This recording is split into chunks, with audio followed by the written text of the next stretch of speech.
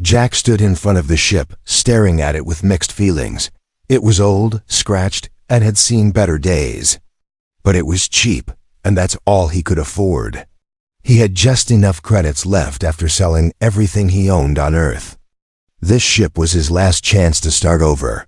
The seller, a man in a dirty coat with nervous eyes, kept looking around.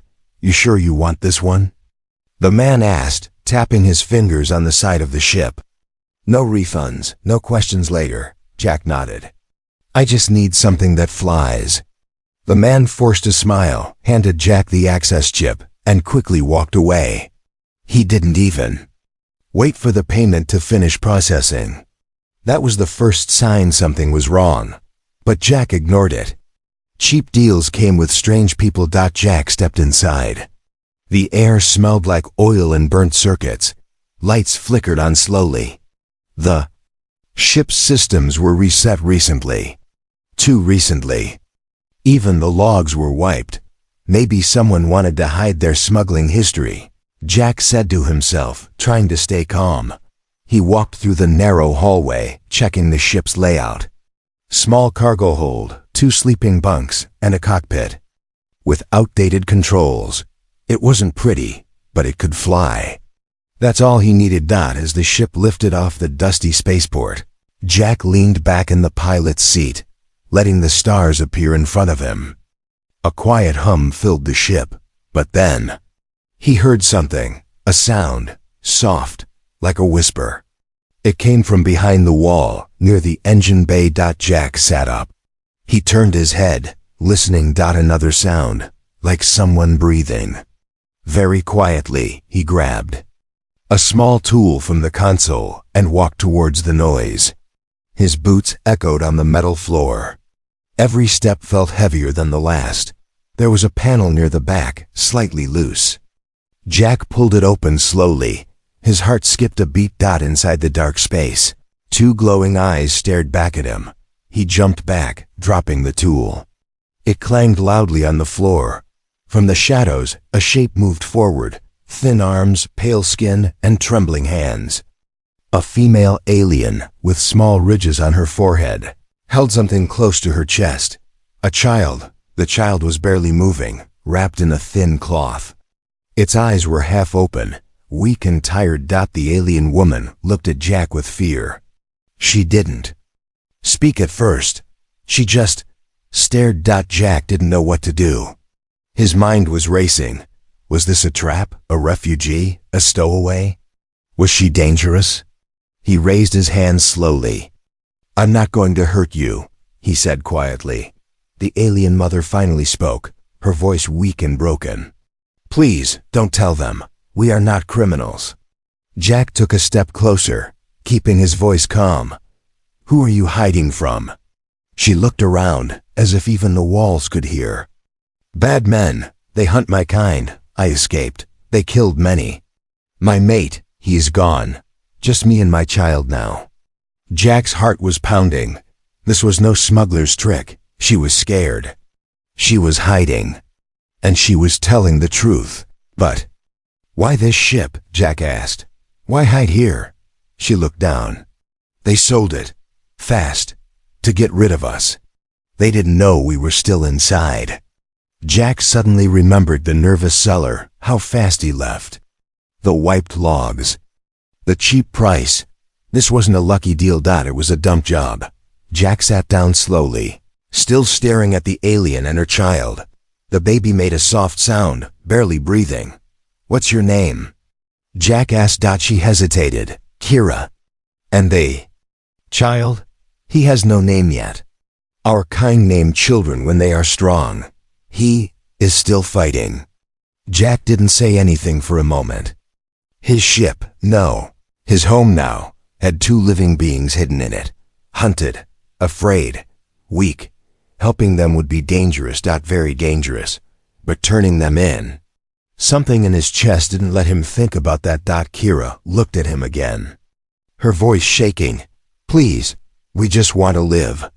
Jack stood up. He walked to the cockpit and looked out at the stars. Somewhere out there, people were hunting her.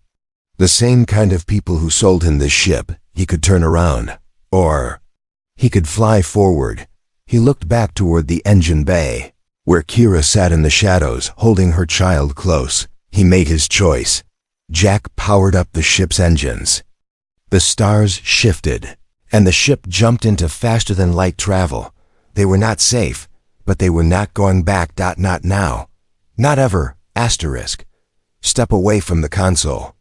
The voice came through the radio, cold and sharp. Jack froze.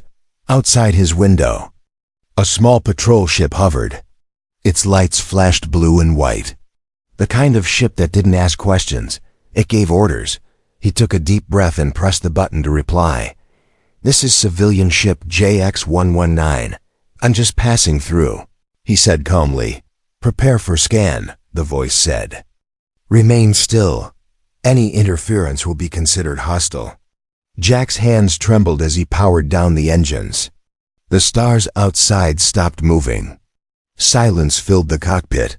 Behind him, deep inside the ship, Kira and her child were hiding. He had sealed them inside a supply hatch near the floor. It was small, dark, and barely had enough air. He could still hear the child breathing, soft, fast, weak. Jack glanced at the ship's internal sensor log. The patrol was scanning everything: engine heat, biosigns, energy levels. If they detected even a flicker of alien life, it was over. Jack looked straight ahead. His mind raced. 10 minutes ago, everything was fine. He was cruising through neutral space, trying to figure out where to take Kira and her son. She was silent most of the time, holding her child, whispering strange words in a language Jack didn't understand. But then, this patrol ship appeared from nowhere. And now, one wrong signal could destroy everything. The radio crackled again. "Cargo bay logs show recent maintenance. Unregistered. System wipe detected. Explain." Jack cleared his throat. Yeah, the guy who sold me the ship. He didn't tell me it was half broken. I had to reset some things. I'm just trying to make it run smooth." Silence. Then, unusual energy. Spike recorded earlier. "Possibly biological. Your ship will be boarded." Jack's heart dropped. They were coming in. He jumped from his seat and ran to the back of the ship. He stopped at the hatch where Kira was hiding. He tapped twice, the code they had agreed on. Hatch opened slightly. Her eyes met his. "They're boarding," Jack whispered. "I can't stop them." Kira didn't panic. She looked down at her child. He was sleeping now, but barely. His skin had turned a pale gray. "We'll stay quiet," she said softly. "Just don't let them open this hatch." Jack nodded. He closed the panel gently. His hands were sweating. His heart was racing. He walked back toward the main cabin. The airlock light blinked red, then green. The door opened. 2 officers stepped inside. Humans, both in armor. One held a scanner. The other carried a stun rifle. They looked around. Without speaking, the one with the scanner pointed at the ceiling. Readings were stronger near here. Jack stood still. "I told you, the ship was damaged. Probably picking up leftover power surges." The officer ignored him. He tapped the scanner again. "We'll see." They moved slowly, checking every panel, every corner. Then, the scanner beeped. The officer pointed at the floor panel. The same one Jack had sealed. Jack stepped forward. "That's just storage. Old wires and spare parts." The man with the rifle raised it slightly. "Step back, sir." Jack didn't move. "You really think I'm hiding something? Look at this place. It's barely flying." The officer looked at him for a long second. Then, to his partner he said, "Signal's fading. Might be interference. Let's clear it." Jack didn't exhale until they left the ship. When the hatch closed, he fell to his knees. They were safe, for now. He opened the panel again. Kira was still inside, clutching her child. The baby coughed once, a weak, rattling sound. Jack looked at her. "He's getting worse," she nodded. "His body Not made for this space. Your air, it's too dry. We need help, Jack said. Kira didn't answer. He sat beside her in silence. His mind was spinning. Why were they really being hunted? Who were the bad men she spoke of? And most important, why was her child's skin glowing faintly around the eyes? Jack had seen strange things in his life, but nothing like this. Something told him this wasn't just a mother and child running from war. There was more, a secret, and if he wasn't careful, it could get all of them killed. Red lights flashed across the ceiling. Alarms screamed through the ship. Jack sat up with a jolt, hitting his head on the control panel. What the hell? The ship shook again, hard. Something had locked onto them. He reached for the controls. Eyes scanning the screen. Incoming signal. Unknown ship. No ID. Weapons charged. Another jolt. This one louder. Closer. Jack slammed the comms open. Who's there? Identify. No answer. Only silence. And then the screen lit up. One message appeared. Hand them over. Jack's stomach turned cold. They had found them. He ran to the back of the ship, feet slamming against the metal floor. Kira! He called. They're here. The hatch opened, and she stepped out, holding her child. The boy was barely awake, glowing faintly beneath the skin, like soft light trapped under glass. Kira's face was calm. Too calm, I told you, she said. They always find us. Jack pulled open the weapons locker. Empty, he cursed. The seller had stripped it before leaving. He slammed the locker shut. How do they keep tracking you? We're off-grid. Kira touched the side of her neck. They left a mark, a tracker. Hidden, deep. Jack stared. Can it be removed? Not by your tools, she said quietly. The ship rocked again, harder. They were being pulled in. A tractor beam. Jack looked at the controls. Engines, offline. Weapons, none. Shields, weak. We can't fight them, he said. And we can't run. Kira stepped forward, eyes steady. Then we hide again. Jack shook his head. They'll scan the ship, inside and out. They won't make the same mistake twice. She looked down at her child. His breathing had slowed.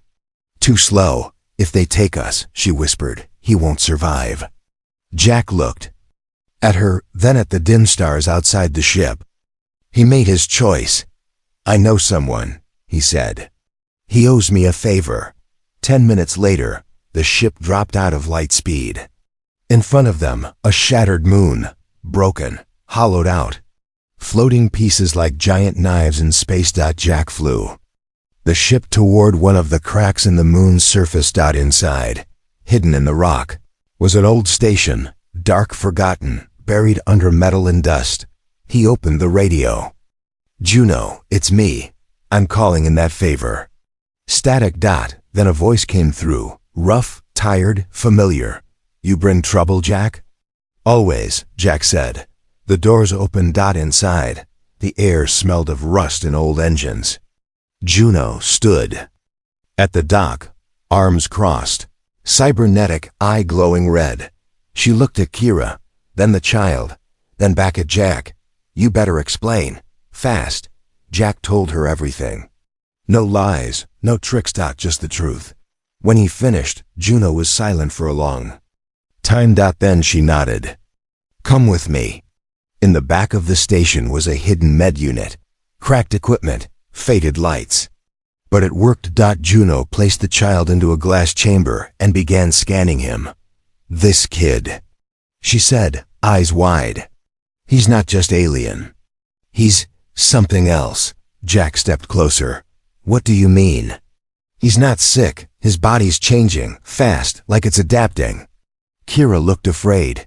Is he dying? Juno shook her head. No, he's becoming. Becoming. What? Jack asked. Juno stared at the screen. I don't know. But if the wrong people get their hands on him. She didn't finish the sentence. Then the power flickered. Jack turned to Juno. They're here, aren't they? Juno checked her system. They followed your jump trail. We've got 5 minutes. Kira looked at Jack. You said we could. Trust her. You can, he said. But we have to move, now. Juno pulled a small chip from the scanner. This holds the boy's biodata. You'll need it. Jack nodded. What about you? Juno smirked. I've hidden from worse. Now get out. As the ship left the broken moon behind, Jack looked back one last time. Behind him, fire, light, a battle they barely escaped. Kira held her child close, eyes full of something Jack couldn't name. Not fear, not hope. Maybe both. Jack looked at the stars. They won't stop, he said. No, she replied. But neither will we. The chase had begun, and it wouldn't end until someone fell. The child couldn't speak. Not yet, but he felt everything. He felt the cold air of the ship press against his soft skin. He felt his mother's arms tighten. Every time the ship shook, he felt pain in his chest. But it didn't frighten him anymore. It was part of him now. Something growing. He didn't have a name, but he had a light, and it was waking up. Jack didn't notice it at first. He was too busy flying through asteroid fields, checking sensors, changing routes every few hours. Anything to avoid being tracked again. But one night, if you could call it night in deep space, he heard something strange. Soft. Like a lullaby sung by electricity. He followed the sound to the back of the ship. Kira sat on the floor. Her eyes closed. Her child lay in front of her, hands glowing faintly, just the fingers. Like tiny stars blinking in a dark sky. What's happening to him? Jack whispered. Kira opened her eyes. She didn't look surprised. He's remembering, she said. Jack frowned. He's what? In my people, she said quietly. We are born with memory, not like humans. Our bodies forget, but our energy does not.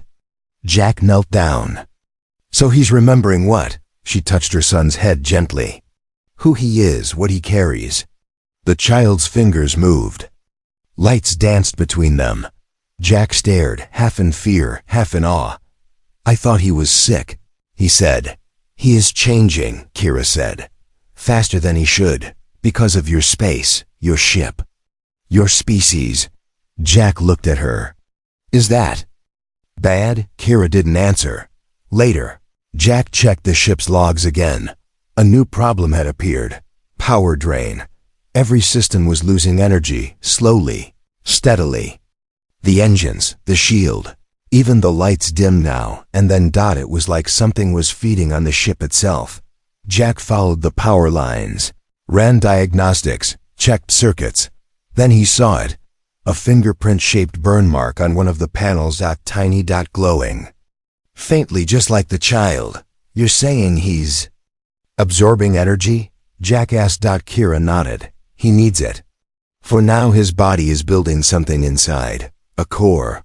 A defense. Jack shook his head. This is too much. He's just a baby. No, she said softly. He is a key. Jack turned. To what? Kira hesitated. There is something ancient in his blood. My ancestors called it the second light, a gift that appears once every 1,000 cycles. Jack stared at her. You're saying your baby is some kind of chosen one? I'm saying, she replied. He's why we were hunted, why our home was destroyed, why my mate died. Jack leaned against the wall. His head hurt. Every day. This got bigger. He had signed up to buy a cheap ship. Now he was hiding a glowing alien child, who might be the most powerful being in the galaxy. And someone out there wanted him dead. Suddenly, the alarm beeped. Incoming. Ship, long-range sensors pinged. Jack jumped to the cockpit. One contact. No ID. No signal. Kira stood behind him. They found us again? No, Jack said, checking the data. It's not them. He squinted at the screen. It's moving slowly, almost limping. Kira stepped closer. What is it? Jack flipped the view to external cameras. A small shuttle, barely functioning, drifted toward them. Looks like a mining pod, Jack muttered. No weapons, barely powered. A distress signal blinked on the console, single life form detected. Injured. Kira looked at Jack. It could be a trap.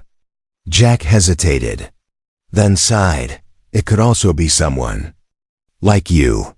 Minutes later, the shuttle was docked. Jack entered with his blaster drawn. Inside, he found a man, human, bleeding, unconscious, barely alive. He dragged him onto the ship. Kira helped stabilize him. Jack sat nearby watching. Why are you helping him? Kira asked. Jack shrugged. I don't know. Maybe I'm tired of letting people die. Kira looked down at her son, who now stared quietly at the injured man. And then, something happened. The child reached out.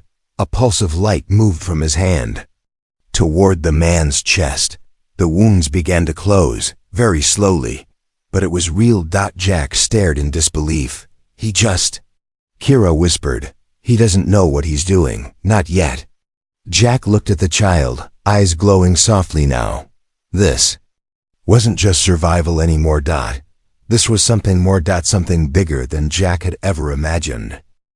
I know where they are, Jack said quietly. He sat in the back of a dirty bar, far from any known route, far from law. Across from him, a woman leaned forward. She wore a gray cloak, her face half covered, her eyes were cold. And? She said. Jack swallowed. His fingers tapped the table, once, twice. Nerves. What's the reward? He asked. She smiled. It was the kind of smile that never reached the eyes. More than enough. For someone like you, you'd never need to fly again. Jack nodded slowly. And what happens to them? The woman paused. You don't want the answer. He looked away. Silence sat between them like a loaded weapon. Jack stood up. I'll think about it. He turned and left without saying goodbye. Back on the ship, Jack stared out the window. Stars blinked softly in the dark. He hated himself. Even asking that question made his skin crawl, but part of him had needed to hear it. The price. The truth. He walked to the engine room where Kira sat, feeding her child a liquid made from protein gel. The boy was stronger now. His eyes no longer just glowed, they burned softly, like fire under glass. You were gone long, Kira said, not looking up. Jack sat down beside her. I needed air. She nodded. She didn't push. I met someone, he said after a while, someone who offered money for you. For him. She stayed quiet. Only her hands tightened slightly on the cup she held. I didn't accept, he said quickly. I just needed to know what kind of danger we're really in. Now she looked at him. Not angry. Not surprised or just tired. You already knew, she said, but now you've felt it. Jack sighed. Yeah, I have. Later, in the cockpit, Jack replayed the message again. The bounty alert. Wide broadcast. Alien fugitives, dangerous, high threat. Approach with caution. Dead or alive. He leaned back in the chair and closed his eyes. Why him? Why this ship? He could have walked away, but he didn't. That night, or what passed. For night in space, Jack woke to a strange sound, like wind moving inside metal. He followed it. And found the child standing alone in the dark hallway. His hands were raised slightly. Light flowed between them like threads in the air. Jack watched, frozen. The boy wasn't afraid. He was calm, focused. Then he turned to Jack. No words, but in Jack's mind, a voice appeared, gentle, young. Are you going to leave us? Jack stumbled back. The boy hadn't spoken with his mouth, but he had spoken. Jack knelt down, slowly. No, he said. I was scared. But I'm not going to leave. The boy stepped forward, touched Jack's hand, and Jack felt it. Not just warmth, not just power. Memories. A world burning. A scream that shook the sky. People, Kira's people, running, dying, protecting something. Protecting him. Then darkness. Jack gasped, falling back. The boy blinked, confused. Sorry, Jack stared at him. You showed me. The boy nodded. A little. Jack turned to see Kira standing in the doorway. You knew he could do this? Jack asked. She nodded. He is still learning. And now you are part of him. Jack stood slowly. I don't understand. You will, she said. The next day. Jack sat in the cockpit again. A single button blinked on the console. Direct come line to the same woman from the bar. One press, and he could end all this. Get paid. Be free. He stared at it. Then he turned it off. Instead, he opened a nav chart and plotted a new course. Where are we going? Kira asked. Jack looked at her. Somewhere far. Quiet. A place with people who still care. He looked at the child, now sitting calmly in her arms. No more running. Not for a while. Kira gave a small smile. That is a dangerous choice. Jack nodded. Yeah, but it's mine. In the darkness of space, a small ship turned away from the path of war and moved toward a new one that Jack had chosen, not because it was safe, but because it was right. Asterisk. For the first time in weeks, Jack was laughing. It was small. Just a breath through his nose. But it was real. Across from him, at a dusty outpost cafe, sat a man with cybernetic fingers and a crooked smile. His name was Relo. Old friend. Old pilot. Old trouble. Jack hadn't seen him in years. You look worse than the last time I left you for dead, Relo said, sipping bad coffee. Dread. Yeah, well, I've had a rough few weeks. They clinked metal cups. Relo leaned in. So, you gonna tell me what you're really doing out here? This far past the fringe. Nobody flies this way unless they're hiding or hunting. Jack hesitated, then shrugged. Maybe both. Relo raised an eyebrow. Still keeping secrets. Jack leaned back, watching the sky outside the window shift from purple dusk to deep space black. You ever get tired? Jack asked. Of running? Of pretending not to care? Relo tilted his head. Since when do you ask questions like that? Jack didn't answer. Back at the ship, Kira stood with her child, watching lights flicker on the walls. The boy was playing quietly, fingers weaving small pulses of energy in the air like threads. Had learned control. He had stopped draining the ship's power, but something else had started. The ship had begun to respond to him, doors opening before he touched them, lights dimming when he was afraid. Even the navigation system sometimes changed course slightly on its own, like the ship wanted to protect him. Kira wasn't sure if it was a gift or a warning. She looked out the window, waiting for Jack. That night, back inside the ship, Jack brought food and supplies. Relo helped out, he said, placing boxes on the table. Didn't even ask questions. Kira raised an eyebrow. Old friend? Jack nodded. We flew together, smuggled a little, saved each other's lives a few times. He's not perfect, but he's someone I trust. Kira stayed quiet, brushing her child's hair. Jack paused. What? She looked up. Trust is a dangerous thing. Jack gave a small smile. Yeah, but sometimes it's worth the risk. They stayed in orbit above a quiet moon, waiting out a solar flare. The ship powered down to minimum energy. Silent, hidden. Jack slept for the first time in days. But Kira couldn't. Something felt wrong. Too quiet. Too still.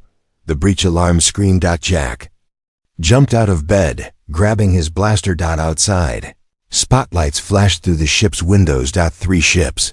Armed. No ID. Boarding clamps locked onto the hull. Jack ran to the console. Systems were jammed, engines offline. Comms blocked. They were trapped. He turned to Kira. Hide, now. But she was already moving. She placed the child in the crawl space under the floor and sealed it. Then she turned to Jack. Who?